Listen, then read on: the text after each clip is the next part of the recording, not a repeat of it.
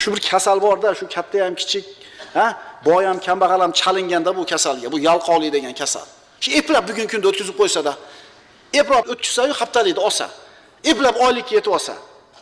O'shuning uchun hayot eplama bo'lyapti. O'sha olgan oyligingga baraka qilmayapti. Chunki nima qilmayapsan? Erib tugamayapsan ishingda. Benzinda hammasini yoqib tugatmayapsan. Eplamasisan. O'qituvchi bo'lsangiz kirib turib shu 45 minutda 1 soat eplab o'tkazib olsang, chiqib ketsang. O'shuning uchun baraka yo'qmi deyman-da, topayotgan pulimizni akalar, ukalar. Nima deylar? Alloh taolo har bitta ishga ihsonni yozgan deganlar Rasululloh. Agar so'ysanglar chiroyli suratda so'yinglar, jonivorni rohatlantiringlar, pichoqda o'tkazinglar. Professional bo'linglar degani bu. Muallimsan, zo'r muallim bo'l, ustamisan, eng zo'ri bo'l. Bu ikkinchi sort narsaga musulmon ko'nmaslik kerak.